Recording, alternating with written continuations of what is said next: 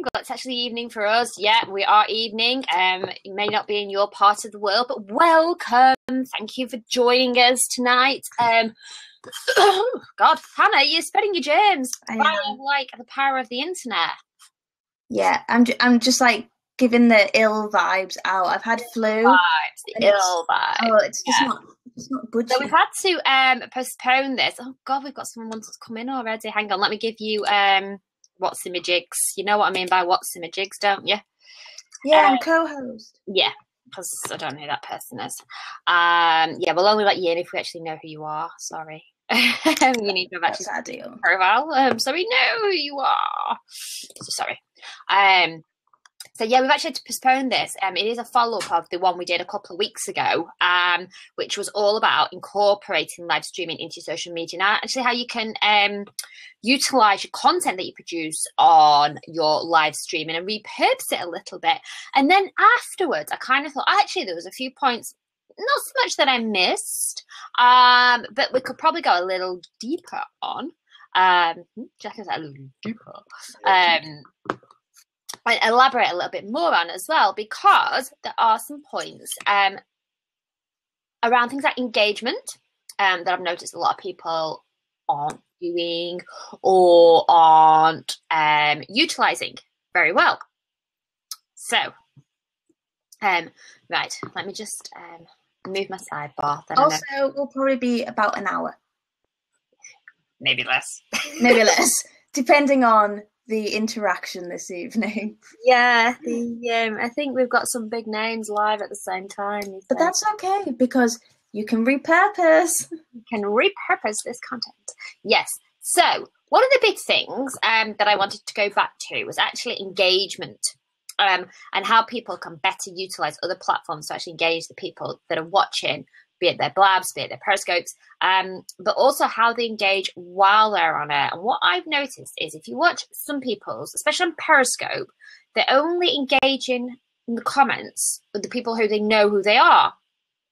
Or they've already, so like new people don't get that level of engagement. And I kind of think that this could lead to almost being a little bit clicky, like kind of thing. Yeah, I get that. Yeah. Because like I've been on some people's scopes and they're saying hello to the same people like all the time, and I'm like, yeah, there's like 100 other people here. Like, you know, you have to include your audience because that's what engagement is about. And obviously by doing that is unfortunately, it kind of then requires you to think a little bit when you're on your scopes, especially about right, who am I actually going to engage with? Who am I going to talk to? Yeah.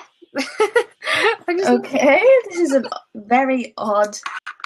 I was like looking at that question going, okay.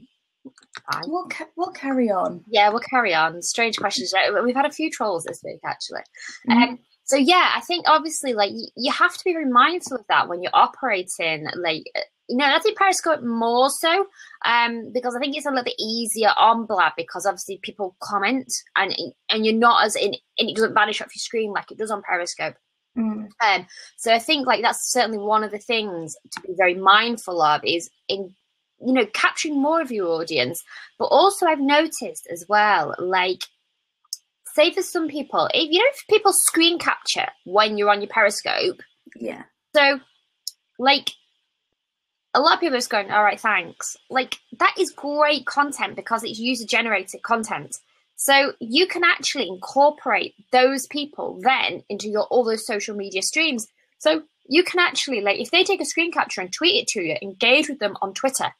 But also, like, ask them, do you mind if I use this photograph on my Instagram? And then you can credit them on Instagram. So that's bringing the engagement there as well. So you don't just have to engage with people on the direct platform. You can take that engagement elsewhere, which is great for actually harnessing more of your audience and growing your audience in other places as well.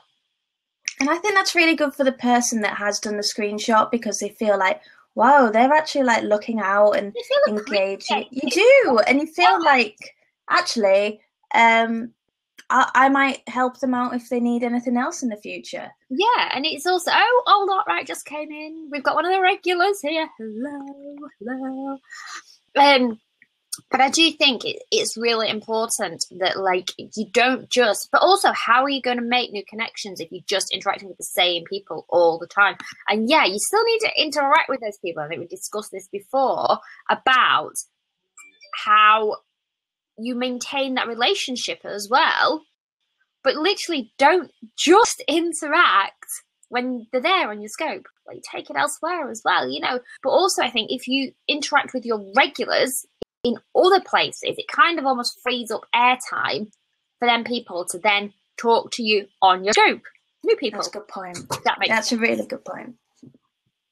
Because, and that is how you're going to get engagement with a bigger audience and grow your own audience as well. Because it is very much like if you only talk to, like, if I only talked to you online, then a lot of other people wouldn't talk to me.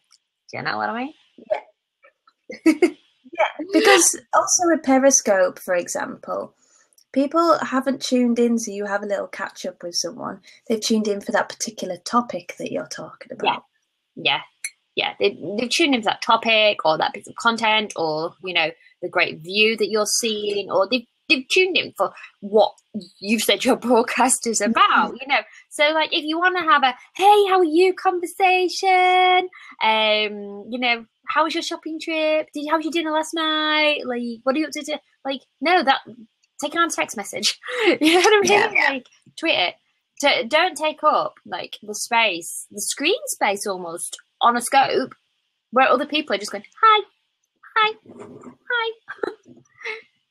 Like, it does make it quite difficult. And it also, I think, for the person that's scoping, it distracts a little bit because you end up way off topic.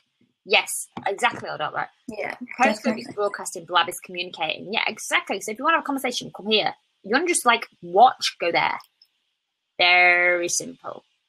I think another point that really I wanted to go a little bit deeper on was utilizing the content then for YouTube. Because, like, a lot of people who, everybody thinks I'm 9-year-old Arkwright. Well, yeah, old Arkwright, like, you know, losing the title, old. Let's call yourself young Arkwright. That could work. But yeah, using to YouTube, like, I've seen a lot of people almost abandoning their YouTube presence to jump on Periscope. And I think, no, like, even if all you're doing is uploading your scopes onto YouTube, you shouldn't neglect your YouTube presence because it is still an enormous search facility that a lot of people are using for. But also, you're going to grow an audience on YouTube that are watching your scopes, and eventually they're going to go, do you know what, I'm actually just going to, like, go and download it. Like, you've got to remember, the majority of people on YouTube haven't even downloaded Periscope yet. Yeah. So, yeah. And like, also, if people are just searching. Yeah, exactly. So they're going to come across your Periscope content on your YouTube, and that will actually incline them to say, actually, I think I'm just going to go and download, and I'm going to, like, try this out and see how it engages. But that's the way to actually bring your audience to a new platform. Don't expect your audience just to magically appear on a new platform, because they won't, because they need to know. Like, we're also time poor these days, and we've all got, like, 100 apps on our phone that all ping and beep and everything else all at once. So actually, we need to know the benefit of downloading a new app. And also, what are we going to see on it? Because it's taking up more storage on our phones, which is, you know, that's a big thing for a lot of people. And also, thank you for sharing on Twitter. Thank you. Thank you.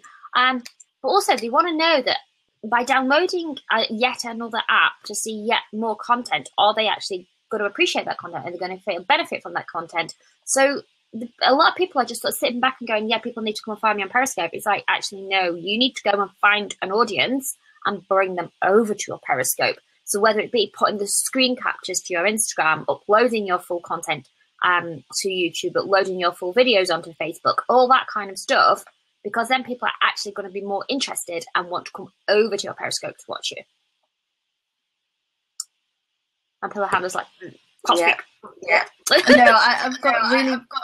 I can hear myself on the feedback. That's a problem. It's been so feedbacky this week. It's so bad. Hold on, right, Essen. Is it me? But has there been a big drop in some stuff on Periscope? I think it's got broader.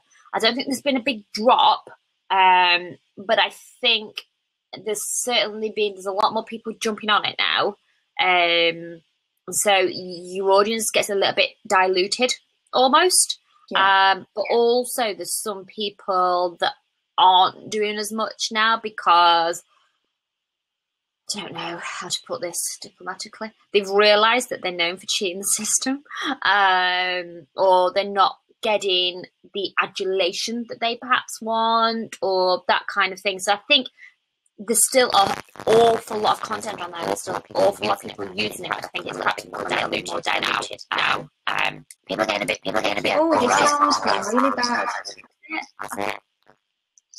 Really crackly. Anybody else? There you go. You're all right now. No, okay now. It could just be a bandwidth thing. Oh, we've got somebody coming to join. Oh no, it's gone. You join? Yeah. In out. I was like, hey. Hey, sorry. I didn't mean to join in. Oh, we can't hear you. Oh no, your sound's not very good. Oh, sorry. Can you guys hear me now? No, it's really broken up. Yeah, it's quite broken up. Oh, sorry. Can you try again? Oh, no. Yeah. I'm going to jump out. Okay, try again, see if it works. Yeah, jump in. It's that face. Everyone has the face of, oh man, it's not working. I know. I was on one yesterday, and literally, like, one per person was like, in now. I guess the point of right, I'm bored now. Can we talk about something else? Hey, so, back on topic. Yeah, back on topic. Where was I up to? I was talking YouTube, wasn't I? But yeah, it is like people are forgetting that, like.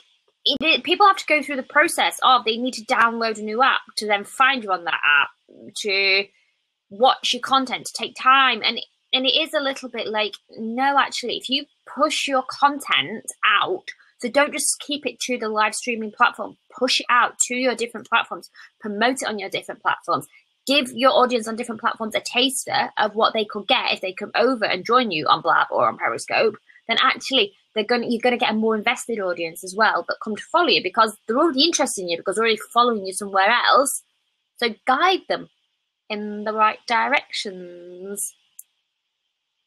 And it might be that you say on Periscope or any live streaming actually on any platform, oh, if you like this, I do blog versions of this. So on my Pinterest board, all my blogs are there if you like Pinterest.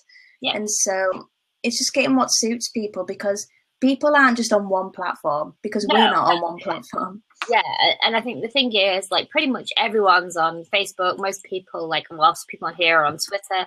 Like, but like, people are just forgetting that the majority of social media users still aren't on these new live streaming platforms. Oh, that's a shame. Oh, he dropped his microphone on the floor and it's not been working. Oh no. These things happen. It's so frustrating.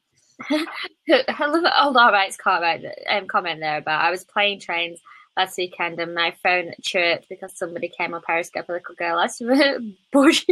In fairness, I have mine on silent. It'd be going off every 2 minutes, wouldn't it? Like, that's the other thing people need to like remember, and it's probably going back to the point we made earlier about engagement. Is like the more people that jump on these platforms as well, the more notifications they're going to be getting. So if your content is a little bit like evening all, it's Vicky, isn't it? Funky Fairy. So yeah, the more. Oh God, I forgot what I was saying now. Yeah, the more people that are on these platforms, the more notifications people are going to start getting. So actually, you need to make sure that your content's worthwhile. And when people do show up to your broadcast, please engage with them because actually they're taking time out of their lives to come and engage with you and watch your life or whatever it is you're doing. I say Do you know what? Do you know why that is actually? I was looking at something on your Facebook page today. She's like, well, remembered. I'm like, no, I was actually looking at something today. So yeah, that's why it remembered me anyway, because I can't remember. I think I was looking at your Christmassy things. It was something like that anyway. Did well there, didn't I?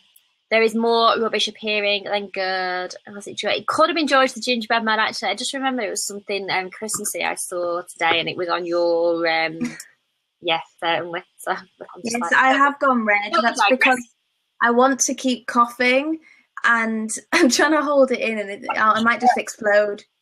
If anyone would like to join in and join the conversation, please do, because I don't like to monopolise. Yeah, I've disappeared off the face of the earth for 2 weeks because you've just like cleared off and left me. I just disappeared because I've had flu.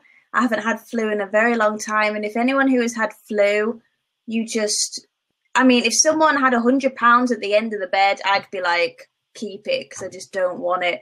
Like, I've been that bad, and I've now just left with a horrible chest infection thing. So this is my first time back in reality as such. That's it. I've had to drag her out of a sick bed. Make her join me.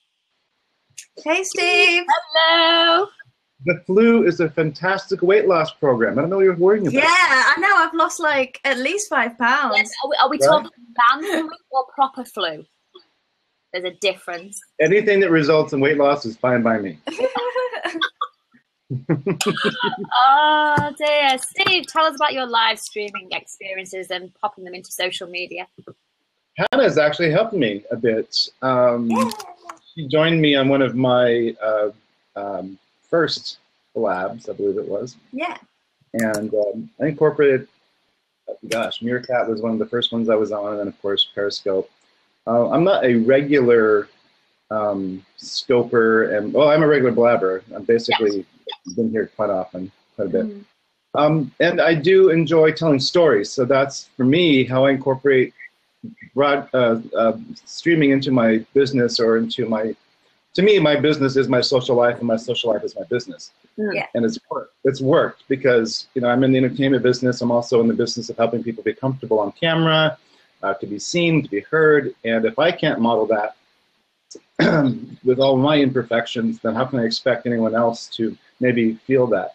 And by telling stories that have resonated through my life, what I'm finding are people are relating to them. And so by just coming on and sharing these stories, all with a purpose, maybe I'm not out there selling anything at the end. No. And that's not what I want to do. If people want to have me want to be in business with me, that becomes a relationship thing.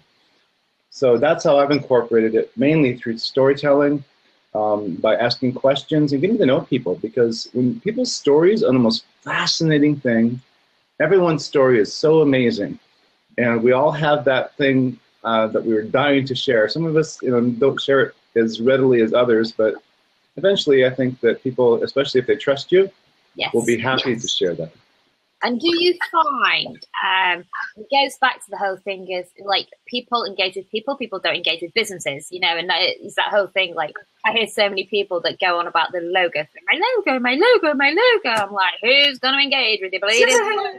That hits the part, make my logo bigger. Why? Because that's the most fascinating thing about your business, is it? A logo is a fantastic thing to hide behind, yes. Yeah, exactly. So do you find from the business perspective, actually you're more comfortable almost in going, this is what I kind of do in my business, but hey, let me talk to you on a personal level. Do you feel that is becoming a lot stronger now for you as a business person? Definitely. And I'm, for whatever reason, I call it lucky, to be kind of a natural conversationalist. And so to have people come in, whether it's in person in my studio or meeting online like this, I love to connect. I want to ask the questions first. How are you? What? Tell me about you. And so many times in social media, it's all about, hey, look at me, trust me, endorse me, look at what I did. Yeah. And it's so much more fun to have people, when it goes back to what Sam said, which is eventually what's going to happen is you're going to have a conversation which reveals either a personal connection, sometimes a business and a personal connection, sometimes no connection. Sometimes it's like, nice talking with you. Thanks so much. Yeah. You know, have a great life. So many people are so involved in social media on growing their, their mailing list and every single contact they can get. It's kind of like going to a function and gathering everyone's business card. And that's your only mission, or handing out your business card to everyone instead of maybe having conversations. Oh, yeah. Certainly. And it goes back to the thing of like, can you name a time in your life when you've done business with someone you didn't like? Yeah. We don't. I've fired clients. I have fired clients. Not in that. No, not you're fired. But found a nice way to sever the relationship when it wasn't worth it. I mean, having that client, just to have a client that it's just not a fit for either one of you. It's better sometimes to shake hands goodbye. And it is, and one of the things I found as well, and you'll probably all agree with this, is sometimes by being your authentic and personal self in this kind of environment, or whether it be on Twitter, you're just tweeting about something you're watching on the TV, or just being you. And sometimes, like with me, and Hannah's going, oh, is she going to say? Like, Hannah gets cringe moments sometimes when my mouth opens and she's like, I have no clue what's going to come out. There's no filter.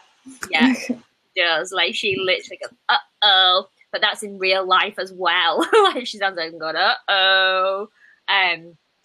So I'm saying I'm a loose cannon. But if a person then connects with me because they like what I'm talking about, or they kind of just go, you're cool, you just like say things and it's really funny sometimes. If they then become a client, they're more invested in me as a person. So they're not going to be a pain in the arse. They're going to pay the bills on time. They're going to like be the easiest client possible known to man, because they don't want to give you hassle, because it's like giving their friend hassle, isn't it? Like, and suddenly they're like going to pay their bill on time because they're like, well, I don't want you to miss a mortgage payment because I didn't pay you on time. And so they're so much more invested in you on a personal level, and they are always going to be your far better clients. The value has to be, I mean, once you've moved into that business relationship, there's a couple of things that I found, because I've been in business relationships where people say, you know what, I can't pay you because XYZ, whatever, right? Oh, I said Z because I'm so European today.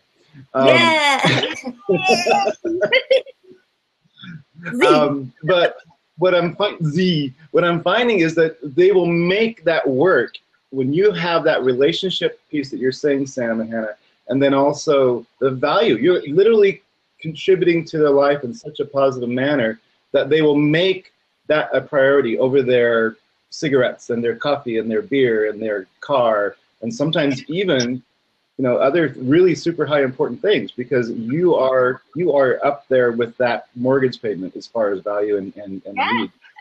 Yeah, certainly. And they appreciate and they value the work that they do. I hate that when you have a client who's like, yeah, whatever, you're like, seriously, I've just done like all this work for you, you can't even bother to return my email? Like, it's definitely about understanding your own value as well.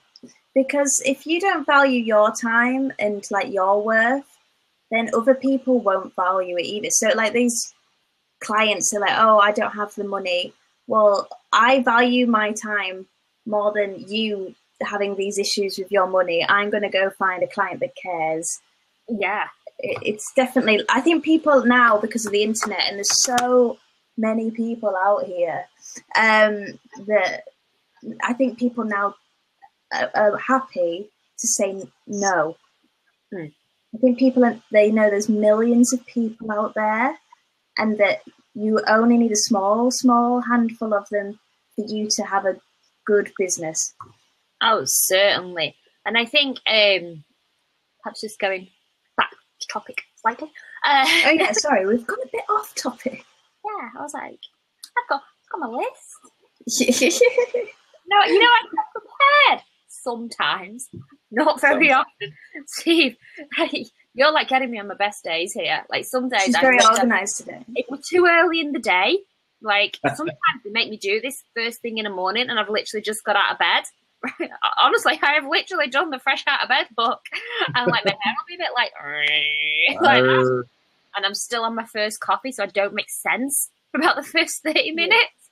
And then suddenly I go, oh yeah, okay, I remember why we're here now. When I arrive with a list, it means I'm like, well, it's obviously later in the day. Also, she didn't know how much I could actually talk today, so she thought I might be a mute.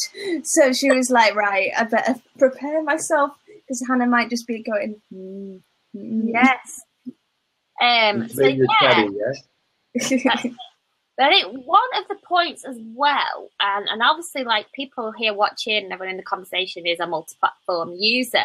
One of the things I've noticed is that people are using like the platforms, almost the live streaming platforms especially, a little bit incorrect and probably not what the developers intended them for. Like, we have different things. So if you want to like do a presentation about your product, do it on a webinar. Like, there's technology there. Let's have a webinar.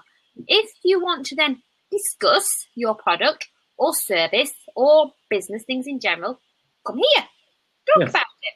And you could actually do, like, I was trying to think of examples. And things I was thinking about was like, like health and wellness people, like, or diet or all that kind of industry.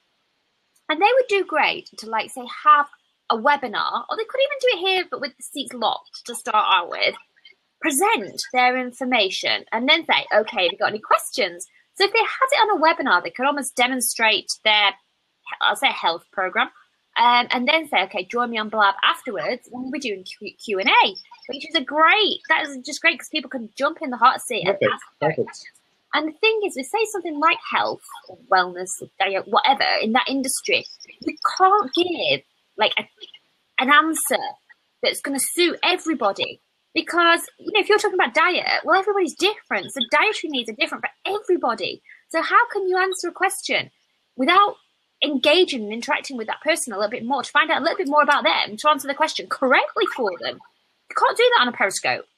So, it is a little bit like all these people that are sort of like demonstrating these things, or like having a Q&A on Periscope. You can't have a true Q&A on Periscope. It's impossible. Like, there's so many characters those little boxes can take.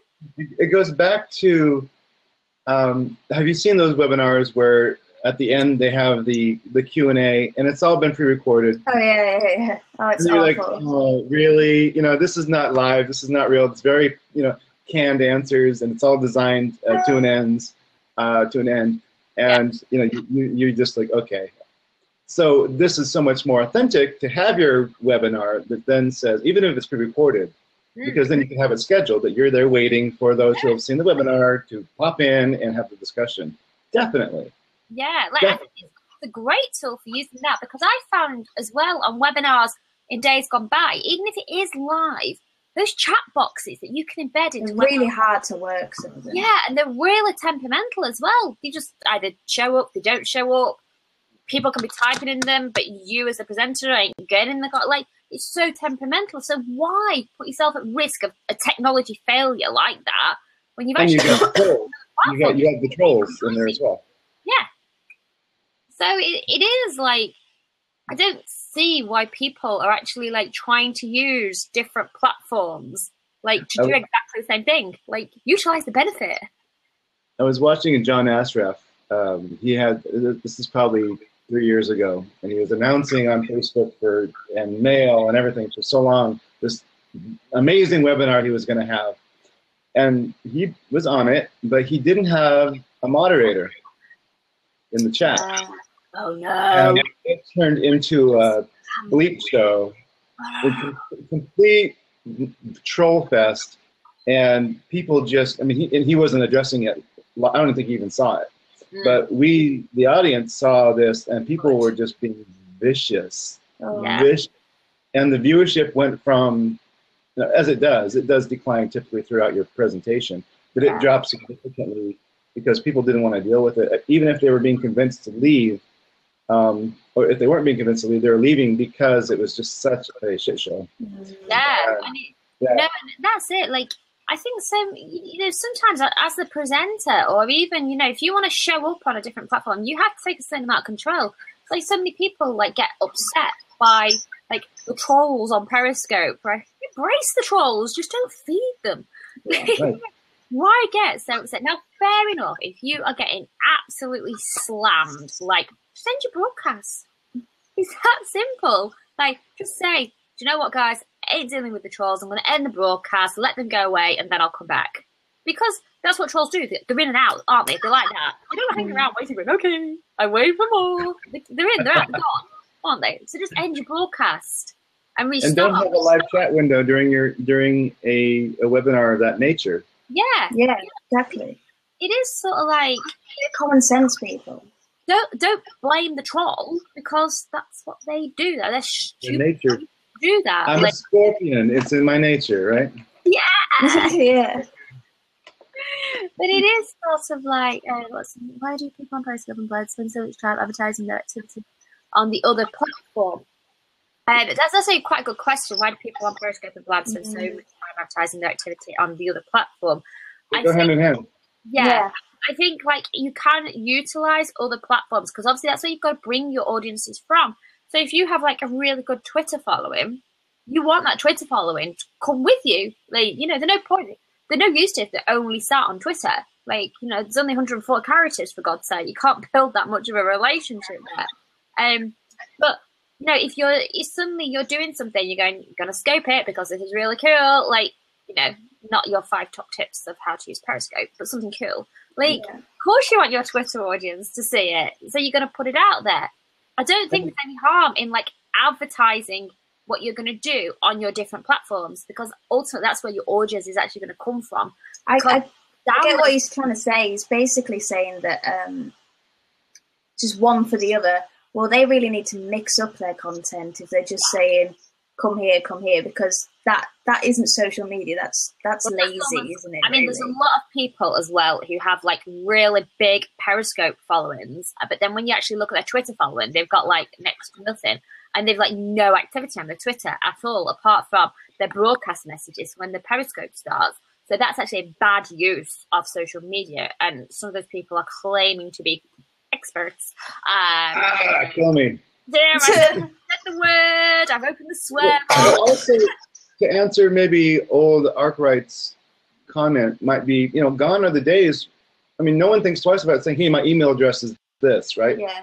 Because that's all we had for so long was either a website and an email address and maybe something ancillary. But now we have so many options. It's I don't see anything wrong with saying, hey, I'm on Twitter, I'm on Facebook, I do, you know, Instagram. I mean, I do a lot of Instagram. Yeah. You know, and so that would make sense. There's nothing wrong with to That would be, to me, that would be one of your main ones with the old Instagram.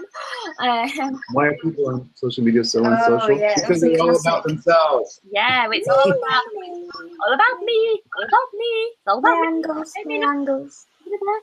Periscope is perfect for some people who are the only one to. I mean, I watched this lady the other day, and this is on topic as well. It's fine. She's super popular. But, I mean, I'm trying to figure out why. She's sitting up against a white brick wall and just talking and answering every single comment that comes up with hashtag listen to you, hashtag listen to me, hashtag I'm so bored. And it's like, why am I watching? I mean, she's cute. She's funny. I don't know. Yeah. People vote with their time, I guess. Yeah, but what I found is, like, some people just don't get it. But I was watching somebody who I actually like their YouTube channel, and I've watched quite a few of their videos, and I like them. They're a little bit sarcastic, my kind of humor, you know, and I like them. And then they suddenly popped up on, they're on Periscope. You're like, great. Oh, you're dull as dishwater without your script. Yeah, that's the thing, isn't it? We forget how edited some YouTube videos are. It was almost like a really big anticlimax because I was just like, you know, you kind of get the notification and went, oh, and I went, unfollow. Yeah, and I watched about 2 minutes, thinking like, might get better. No. So does this demonstrate that maybe, like, I'm just throwing this out there, is live streaming for everyone? No. I think there's some people that need to step away from the iPhone. Someone said, if you suck offline, suck balls on TV. Brian Fenton, right? Yeah, Brian. We was there. We saw it. We were there, and it was just like everyone was like, "Woo!" It was like the best thing ever said. Because you looked around the room and went, You suck. There were a few people that just started looking around the room thinking, "Yeah, you suck." In fairness, Hannah had to sit next to me through that. And she was like whispering them, "I know who he's talking about. I know who he's talking about." And those people were like, oh, I'm not talking. Or the one I nearly got up and walked out of because I was like, have you blown enough smoke up your ass now? And I was actually dying to go to the toilet. It was really funny. And I was sat there going, I wish they'd hurry up because I really want to go to the bathroom. Like, and Hannah's like, well, just go. It's got, yeah, but then it's going to look like I'm getting up out of protest. Yeah. And I was literally sat there rolling my eyes at everything. Yeah. No, Brian's was very good actually in the whole. He put it very well, and it was so funny because he talked about obviously the community and he's greater than me and all that lot. But unfortunately, I was looking around the room going, you. It is true though, like in the business world, I think there is a big shift because we're not buying just a product anymore. We're often buying something from someone now. There's so many service-based businesses now rather than product-based, where traditionally you'd go to a shop and you'd buy something. So you didn't always have to like the shop owner because you were just buying a product. But now it's really about services from people, and that's kind of how we are now. People, because if you want a product, you go online and it's a faceless service. So when you are buying from people, you're going to be selective about the people that you're going to buy from. But you know what? I mean, that's not to say, like you said, is live streaming for everyone. And like, no, some people it isn't. But it doesn't demean like the service or the product that they may offer. Oh, no. They perhaps need to market themselves a little bit different. Yeah, I mean, it's like anyone, isn't it? It's like dating. Sometimes you just need a few tips to help improve yourself a little bit before you go on your first date. It's a bit like live streaming. You just need to improve yourself before you get on the screen. It's a skill. Definitely a skill. But it's also, you know, and unfortunately, it's one of those things now that obviously a lot of people are jumping on board and they're following the trend without thinking, hang on, is this trend for me? Because it may not be at all. Old Art Right says he's too old to remember his first date. Old Art Right, you keep trying to tell us that you're not old and then tell us you're too old to remember your first date. Consistency, sir. Yeah. Yes. You told you to change your username to Young Art Right. We might probably some more there.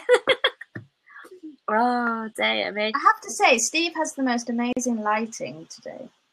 Yeah, he probably lives in a light place. You forget we're like coming into winter. It's very dark and miserable here. I've got like horrific lighting anyway at the best of times. I've got like shining on my body face like that. He's just got this nice glow about him. It's just I look like sick and pasty at the corner. Have you got lights up at the other side of your machine or something? This is the window light. It lives in a light place, doesn't it? That's why. It does. San Francisco Bay Area, yes. I'm going to San Francisco in January. How are you? Yeah, I'm going to next. Somebody's asked me if I want to speak at the summit, and we'll see. Oh yeah, God. You have to go. You have to go. Oh, yeah. I'm definitely going. Yeah. Sure. No, I booked my hotel and everything yesterday, so I'm all sorted now. Okay. Jesus, bleeding expensive, San Francisco. Nobody warned me about that one. Oh yeah, I should have warned you about that one. Like, I'm failure time, but I think because I was looking at the hotel rates and I've had to change the day I'm coming because there must be another big conference in town, because the day I was planning to come, like every hotel was either fully booked or the rates were super high, like to the point of like, do I get a butler with that? Like seriously, I want maids and a butler. Like it's so expensive. And but like then they gave us the hotel. But then they only gave the discount code for like 3 days, and it's like, not being funny, love, I'm long haul here. 3 days ain't gonna cut it. So they did all right to those long haul people, and they have extended the discount for us. How long do you plan on staying? I'm staying 6 nights. I was going to come for a week. I was going to come on the 12th of January, but for whatever reason, that 12th of January is horrifically expensive. So I'm coming the day after. I'm coming the 13th now. And I'll be there for 6 nighs. And we've like managed to sort of juggle hotels. I have to stay in a different hotel for the first night and then swap to the Summit Hotel the day after. So it shouldn't be too bad. But yeah, my God, I'll be having a kidney on eBay at this rate. Yeah, it's very expensive to go. Yeah, I just hosted a 3-day conference, some modeling and talent agencies from all over the world. I'm the vice president of this team, and we meet in different cities around the world. This happened to be San Francisco this time. And I mean, just, quite a bit of money each night for this hotel, plus, getting the conference room and the amenities, and it was very expensive. Yeah.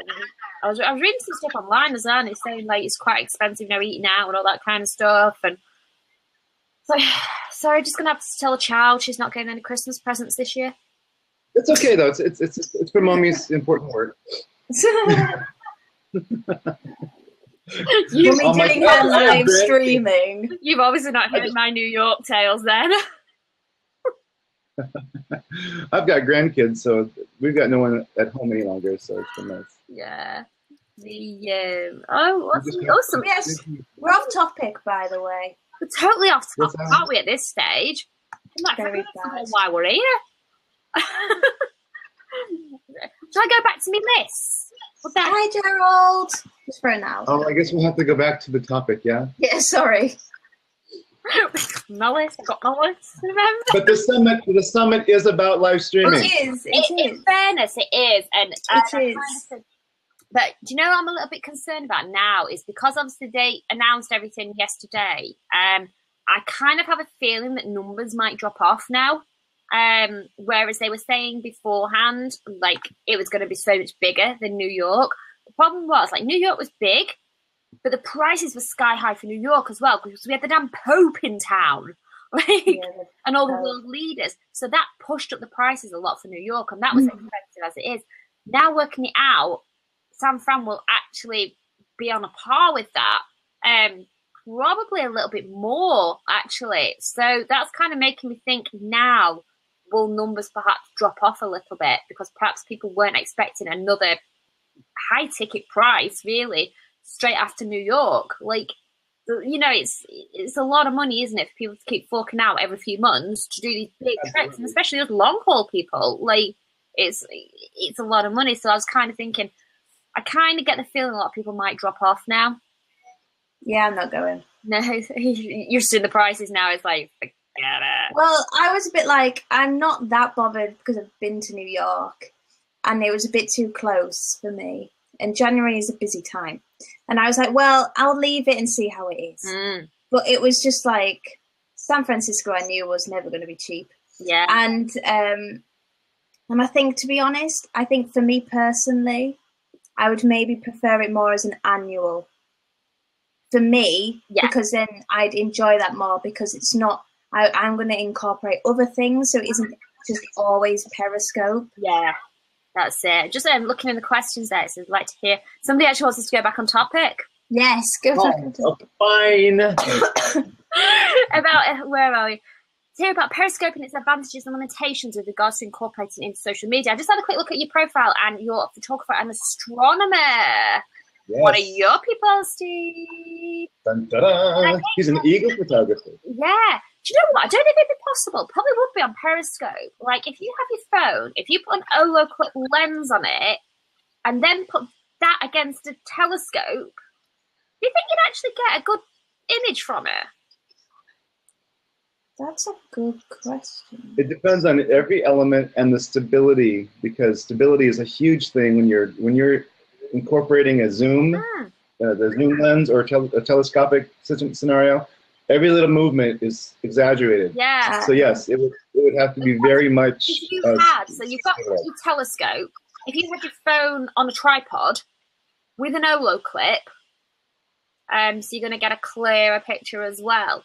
Like that, to me, that would be amazing. Astronomer person. As in my 18 lens quality is poor from DSLR to smartphone.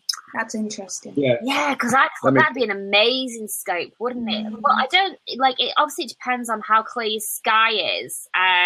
Even if you were like giving tips, on, like, look up in the sky, you know, look in a certain direction. There's that star constellation, or, you know, sometimes you can pick planets up, sometimes the International Space Station's going over, all that kind of stuff. Whoa! Inappropriate. Wow, this is amazingly bad. Listen, we're talking astronomy, but not full moons. Yeah. Sorry, person, I'm going to have to block you. Yeah, I've blocked them, and I'm now deleting these wonderful graphics. Well, what a wonderful experience. I love how we all went, whoa, at the same time. One comment. You crack me up, Lavis. Oh, but from a photography point of view, no, sky is very clear, looks superb on laptop, but coupling to smartphone is not good. It's a shame that. That'd be really good. That's not the... No, what you could do is if you're actually taking photographs, then show your photographs, obviously Instagram, because that's where your photographs need to go, but you could actually talk about your photographs on a Periscope. So you could, like, have your picture up on your laptop screen, like pointing your phone and discussing your photograph. Something like that could work. You can also use a really great one of those, like, I use Wirecast, which is allowing me to have multiple, you know, views, cameras, devices where I could share the screen. You can put that into YouTube, can't you? Wirecast. Can you put that? You put that onto YouTube Live, don't you? Yes, you could. Yeah. And so it's an ability for him. If this is what you're asking, is his first name Steve? Let me look. I'm sorry. What is his first name? I don't have his first name. I keep expecting to see a load of bottoms appear. That's my problem. And I'm on edge. Yes, so that works really great. The original question was how you incorporate Periscope and these into your, well, basically, yeah, people want to see things. Yeah. Video, moving pictures have always, you know, fascinated people. So as long as you're telling stories and giving content, give. I'd certainly, I mean, yeah, you say it's so widely used. It's not widely used. Like, people are forgetting that, like, it's only however many months old. I mean, 3 or 4 months. Compare it to, like, YouTube, compare it to Facebook, like, it's teeny audience. So, like, if you jump on there now and start doing, I've not seen anyone on Periscope showing, like, pictures of the moon or stars or, you know, great photographs like that. I've not seen anybody. Anybody else seen anything like that?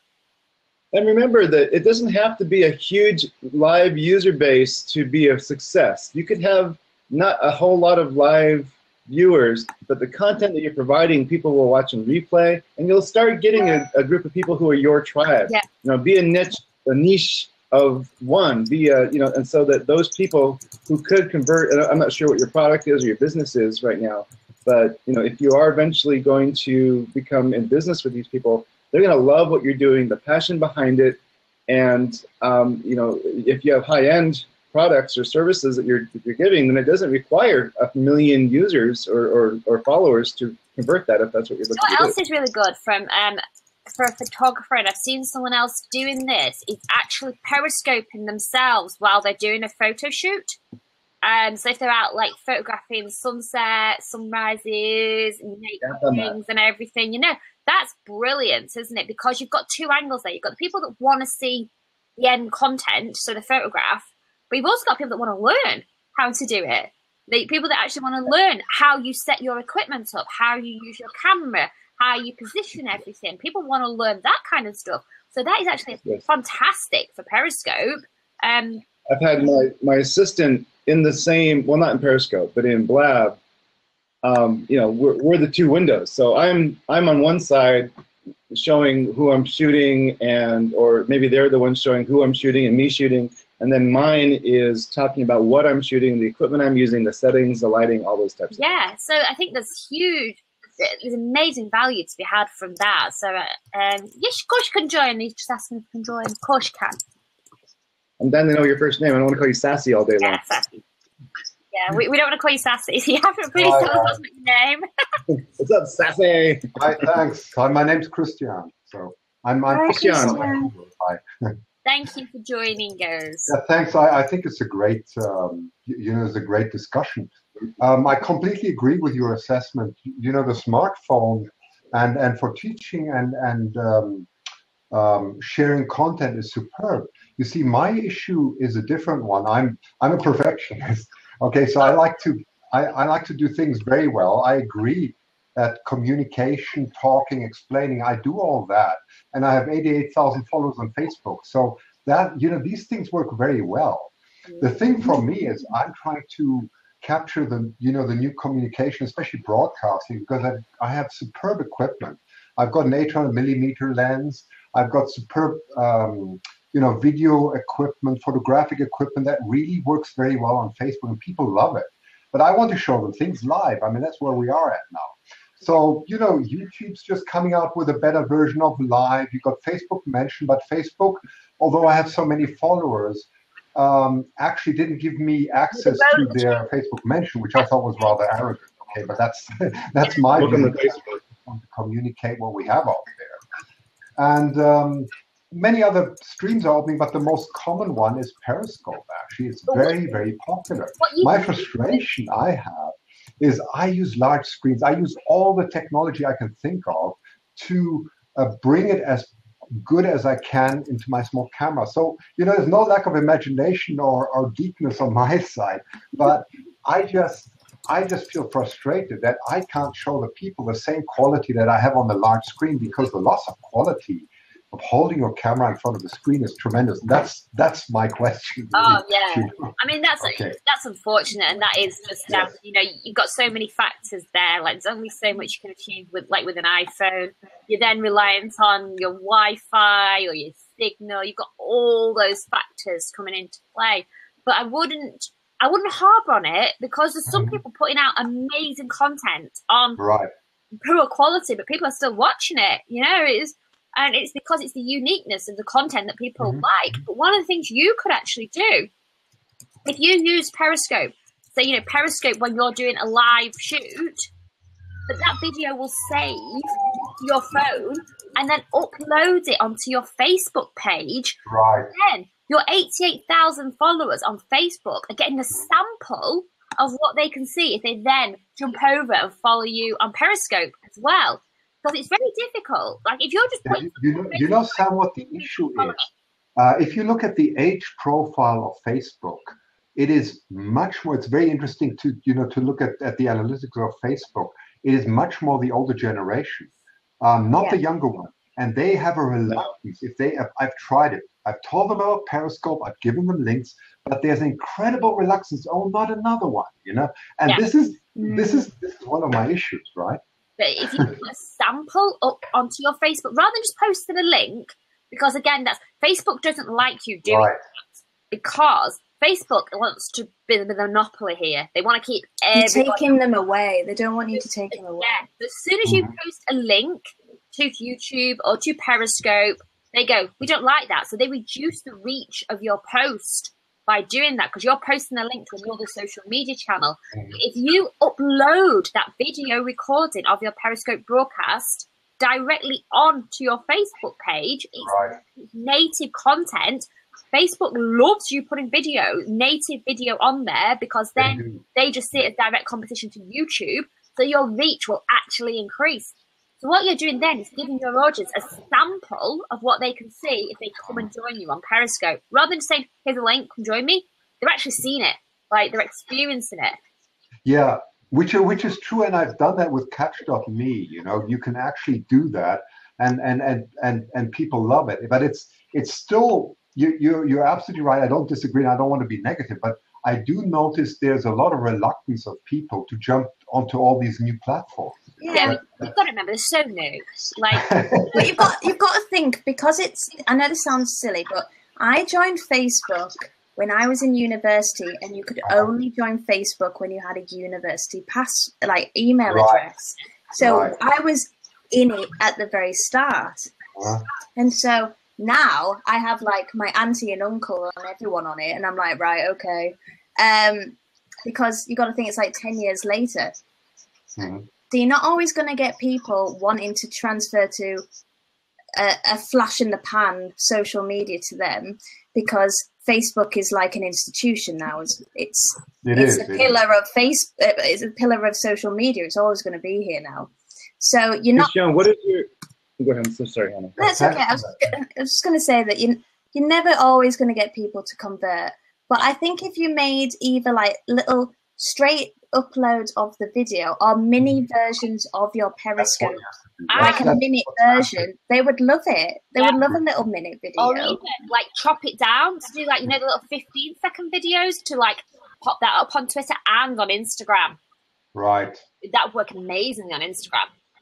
Yes. And it's at the end game, I'm not sure what your end game is as far as, you know, you have all these followers, how are you converting that? But like you were just saying, Sam, these 15-second, 30-second videos are teasers. If you like what you saw here and it's entertaining and you love what you saw, imagine the quality if you were to be able to go to, and then you've got, you know, the actual photograph or the actual high-quality video someplace else. But you can utilize all this kind of drip all over these various platforms to get to what you want the end game to be. Right. So maybe, you know, maybe the older folks that are on Facebook maybe hesitant to join Periscope, but if they see your Periscope video because of Catch.me, they may never join Periscope a live broadcast, but they'll go to whatever it is you're trying to get them to ultimately by seeing those fun, quick video clips. Who's using Catch? Who's using Catch? The people that are on live streaming. So So again, it's the same audience that's contained in the same place, but you want to be reaching your other audience, don't you? Right. And you edit those videos from Catch and you put them on the other places where the people are, which is, of course, right now, Facebook. YouTube. I mean, YouTube. And Facebook. Right. YouTube is huge. Matter of fact, you know, I talk to kids, and this is still on topic, but I talk to kids about, you know, the entertainment business. And we start talking about Disney or these other, you know, kid entertainment channels. They could care less about TV and movies. They're so enamored with the YouTube stars now. Yeah. They all want YouTube stars. And you know, VidCon is huge. Oh no, I was talking to actually one of the organisers. We're part of the organising team, you know, and it's like, every event's like 2 years in the planning, and we have to go every year. So we're not thinking about next year, like year after. The kids could care less about TV and movies anymore. I mean, of course, there's always going to be that. So if you look at, not forgetting about kids, but, you know, people are now going to YouTube, which then again can get them where you want them to be eventually. But think about, I mean, one of my best friends is now, he's my age, he's 51 years old. Yes, I'm 50. Anyway. Doesn't matter. And, you know, he's getting sponsored for his videos on his channel, and he's making about 20 grand a month. Yeah. And like, this isn't just for kids. No, that's it. And like the YouTube stars now, like, I mean, I'm the proud owner of a teenage daughter, and like, you know, that's all she does is spend half her life on YouTube watching videos. She watches like all these like vlogger families. She knows more about them than she does. Like, she was on about these kids' birthdays. I was like, do you know what my birthday is? And she was like, no. Like, YouTube, you know all about them, but you don't even know your own mother's birthday. Like, that's funny. But that's her age and that's her culture. You know, like, this is the same child that if she wants to remind me of something, she sends me a Snapchat. Like, you know, but that's how they operate. But that's how the world is going to move with them, isn't it? You know, the world isn't going to like change for us. It's going to change for them because they're the ones growing up with it. Yeah, it's that funny transition of being the leader, of teaching those that are around you the newest and latest and greatest, to now we're the ones having to, not quite yet there myself, but having to learn what's next and from other people. You know, I still pride myself on being out there as much as possible. I was one of the first people on Blab, I think. So yeah, it's important that we utilize all the best strengths of these things. I mean, Facebook, to me, so many people have left Facebook. It's worthless. But you know, I see it as another one of the tools. Users. I mean, that's where everybody is. Yeah, you know, like the thing people are always saying, oh, it's not where people are these days. Yeah. Sorry, 1.5 billion regular. Oh yes. A billion daily users. I'm sorry, but all these people how much they do.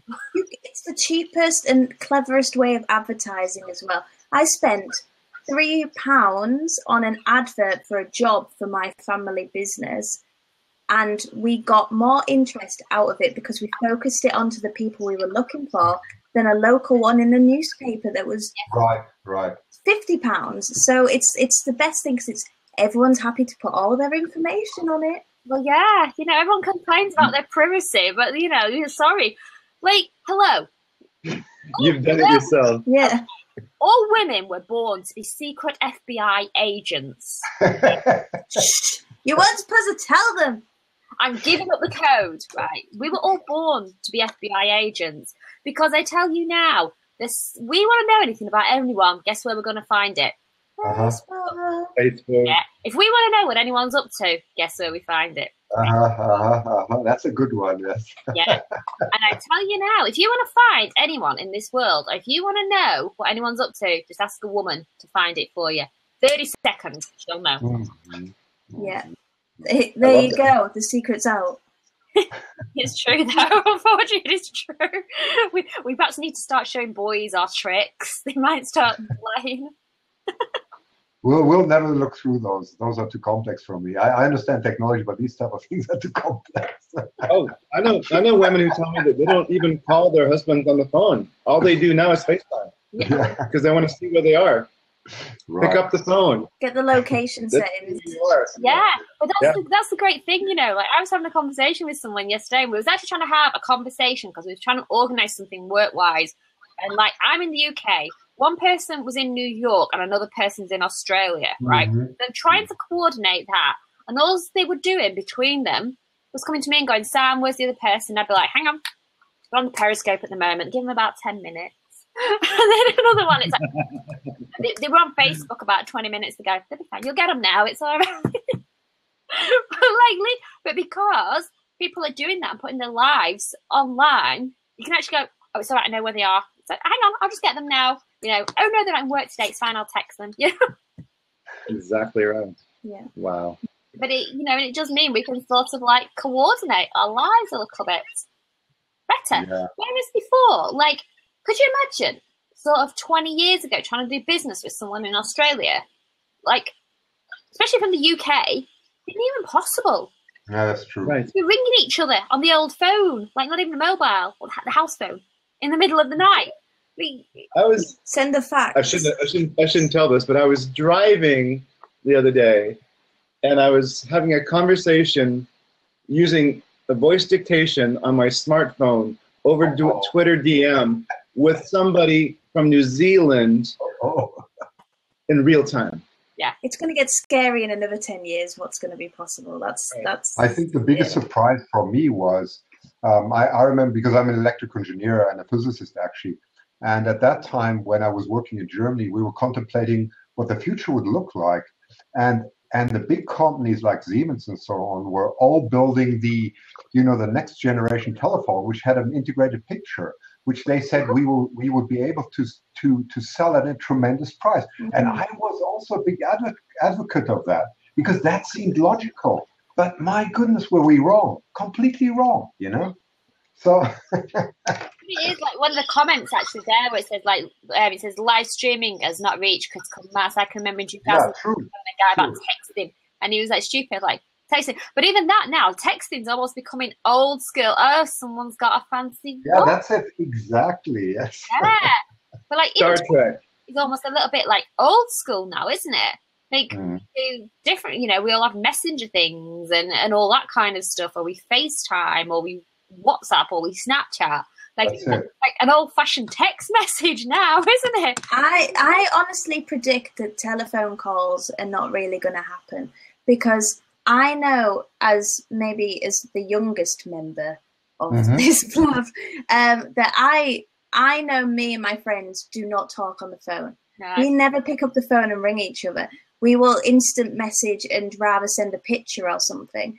And so my dad, he gets so frustrated with like my generation because he's like, I'm trying to do business and I just want to talk to someone on the phone. Why do people send emails? Why do they do this? And I'm like, Dad, we just don't communicate like you do. You've just got to understand there's a shift. Yeah. And it's you either got to understand there's a shift or you're just going to have to step aside and let it happen, because people are going to get frustrated with how quick things are going to start moving very soon. I think we have had an enormous jump though, like this year. It might slow down a little bit next year. I think live streaming is like boom, hasn't it, this year? Like completely and we hadn't really had that many big changes, like technology and social media and online wise for quite a while, had we? That's true, yes. You know, we had like Facebook, and then came Twitter, and with Instagram, Snapchat, and Pinterest, and you know, we've had a few other little social media networks that have come and gone and didn't really take off. But the big guys have pretty much all been playing the same for a few years, and then suddenly we've had this like we had Google Hangouts, but like right, but that didn't work. Media platform didn't really work, did it? YouTube was doing great. YouTube then brought in YouTube Live, but then all of a sudden this year it was like bang, wasn't it? And like live streaming has just hit so hard. And it's hit so hard. So I kind of think that's just going to develop now. It's not. There's only so much more you can bring to live streaming, isn't there? Than this. So the platforms themselves will develop. They'll bring in new features, but the actual process of live streaming ain't going to change, because you can't change live, can you? It'll just become more interactive, new features, new apps, even that sort of thing. So it's kind of like, I think we might have almost a little bit of a break again now for a few years, because like even I'm thinking, well, what can I possibly bring next? You know, there probably isn't very much, is there? So as far as where are we going to go next? You know, Sam, what I find curious about Periscope is the way the communication works. I mean, you know, I can give you an extreme example. Let's say there was a very religious person or a big atheist. I mean, actually, what they're doing is holding a very unfair monologue. Okay, because there's no way you can argue with these people, and yet there's so many people fighting this. You get one sentence, and the person, if he doesn't like your comment or doesn't know what to answer, just ignores it, right? Yeah. So actually, it's a misuse, in my view, of equal communication, which we have here, by the way. If you agree or disagree with me, and we're respectful to each other, you know, we can sort this out. But in Periscope, there's no way of doing this. No, and that's where I think, like, I was actually on a blab yesterday, day before, I can't remember now. And I was actually saying, I think a lot of people are using Periscope wrong. To me, Periscope is like, the developers wanted you to share your world. So, like, share what you see, share what you are doing.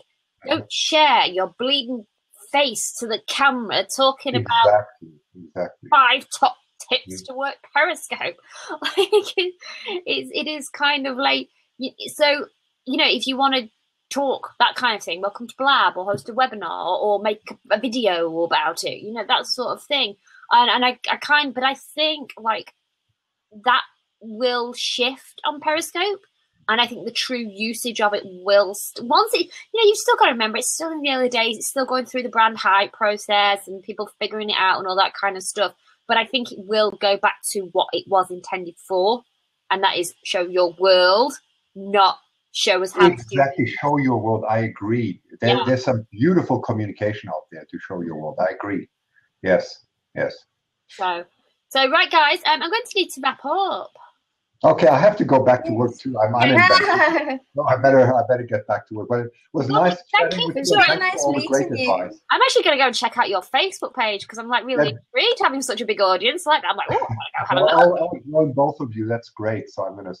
Yay! It was great meeting you. Yeah, great meeting you. Thanks a lot. And thanks everybody. Video to Facebook. I think that will be a great one for you. Yeah. Okay. Thank you. Take care. Bye. Bye. Oh, I like him. He's really nice. Good. So has anybody else got any comments before I wrap up and then go watch telly? I know we kind of went a little bit off, but I think it kind of left a bit... there was so much content from the last one. Yeah. Sam, obviously this is Sam's area. And so I think we kind of just wanted to take it a little bit further, because sometimes you can give people so much information, So if you want to check out the last one, which was really good, go into either mine or Sam's profile. And I have got it loaded up onto my YouTube channel as well. And I did start to do a blog post to embed it onto my actual website, but, you know, didn't quite get round to it as ever with things with me. I might actually do that tomorrow or something. Yeah. So, yeah, Sherry, if you didn't see the last one, check out the part one as such, because that, like, I was frantically writing notes because there was that much content. It was really good. I did. I put quite a lot into that one, didn't I? I was like, yeah, Soup Show coming. So much. Oh dear. So I'll have to think of something new now to talk about for difference. It's okay. We'll think of something. We always do. Yes. So thank you for joining us anyway. Even I dragged Hannah out of a sick bed. She can go back to it now. And yeah. But thank you everyone for joining us. Any questions, just hit me up on Twitter. I don't mind. I'm not one of those people that charges you for an ebook to answer the questions, or makes you buy a program from me if you want to learn more. I just give it away for free. So thank you very much, and we'll see you all again soon. Bye.